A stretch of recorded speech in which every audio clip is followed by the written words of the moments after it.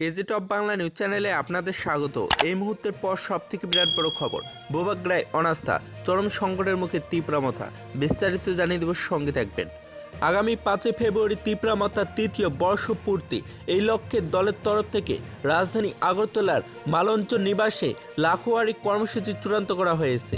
কিন্তু তৃতীয় বর্ষপূর্তির প্রাকলগ্নে আরও একবার সংকটের মুখে পড়ছেন রাজ্যের প্রধান বিরোধী দল তীব্রামথা।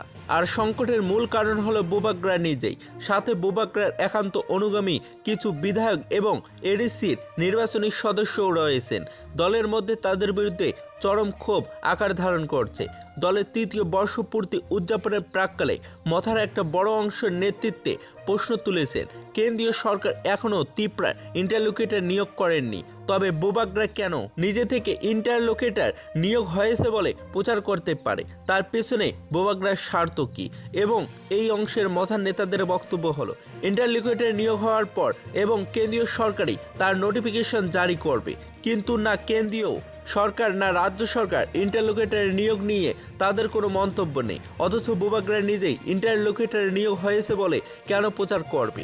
এই প্রশ্ন যেমন গোটা দলের ভেতরে রীতিমতো অস্থির পরিস্থিতি সৃষ্টি করছে, তেমনি আগামীকাল দিল্লিতে কেন্দ্রীয় স্বরাষ্ট্রমন্ত্রী অমিত শাহের সাথে বৈঠক নিয়ে প্রচার গোটা দলকে রীতিমতো বিভ্রান্তির মধ্যে ফেলে দিয়েছে।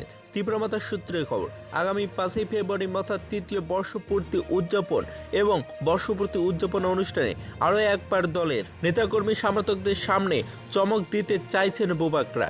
এবং বিশেষ করে দিল্লিতে কেন্দ্রীয় স্বরাষ্ট্রমন্ত্রী অমিত শাহের সাথে বৈঠক হয়েছে বলে আরও একবার তীব্রসাদের ভুল ভোলাইয়ার গান শোনালেন, ব্লুপ্রিন্ট রচনা করেছিলেন। যদি ভিডিওটি ভালো লাগে তাহলে একটি লাইক দেবেন, চ্যানেলে নতুন হলে সাবস্ক্রাইব করে পাশে থাকা বেল আইকনটি প্রেস করে রাখবেন এরকম লেটেস্ট ভিডিও আপডেটগুলি সর্বপ্রথম পাওয়ার জন্য। Report AG top Bangla.